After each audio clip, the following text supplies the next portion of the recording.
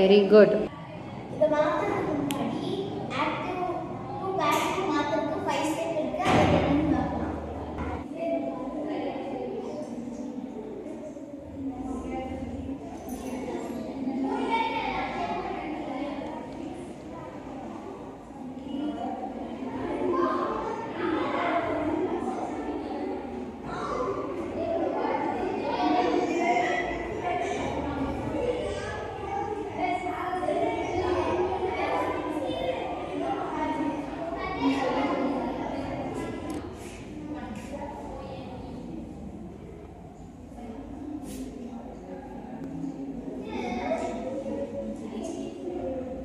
First ஆப்ஜெக்ட்டை சப்ஜெக்டா மாற்றணும்.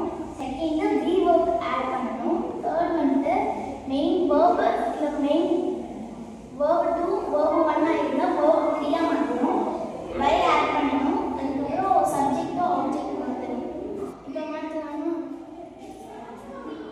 First step என்னன்னா object இருந்து சப்ஜெக்டா மாற்றணும். இப்போ வந்து ஆப்ஜெக்ட் the lesson இருந்தா ஆப்ஜெக்ட், அதனால ஃபர்ஸ்ட் எழுதிக்கலாம்.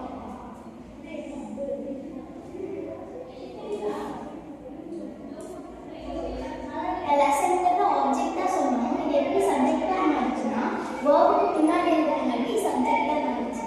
ஃபர்ஸ்ட் ஸ்டெப் முடிஞ்சு இப்போ second step be verbs add பண்ணணும்.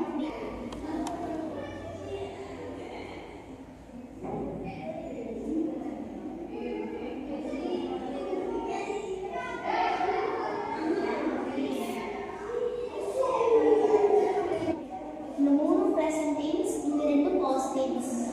இதுல present tense verb போடணுமா past tense verb போடணுமா மெயின் verb யூஸ் பண்ணி பார்க்கலாம். பட் டீச்சர்ஸ் என்ன டென்ஸ் verb கூட s இருந்தாலே present tense.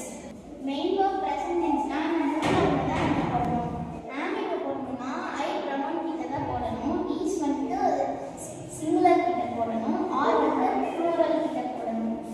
இப்போ வந்து lesson சிங்குலர்ங்கிறனால is போடலாம். இப்போ செகண்ட் ஸ்டெப் முடிஞ்சு தேர்ட் ஸ்டெப் போலாம். தேர்ட் ஸ்டெப் என்ன மெயின் verb 1ஐயும் 2ஐயும் 3ஆ மாற்றணும். இதில் எது மெயின் verbனா டீச்.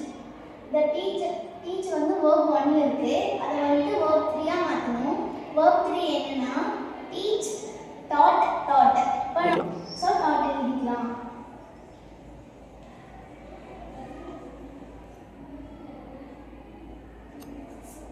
தேர்ட் ஸ்டெப் முடிஞ்சு அடுத்த ஃபோர்த் ஸ்டெப் போகலாம். ஃபோர்த் ஸ்டெப் என்னன்னா பை ஆட் பண்ணணும். பை ஆட் பண்ணிக்கலாம். ஃபோர்த் ஸ்டெப் முடிஞ்சு லாஸ்ட் ஸ்டெப் பார்க்கலாம். சப்ஜெக்ட் ஆப்ஜெக்டா மாற்றணும். சப்ஜெக்ட் வந்து வேர்புக்கு பின்னாடி போச்சுன்னா ஆப்ஜெக்டா மாறிடும். ஸோ அதை எழுதிக்கலாம்.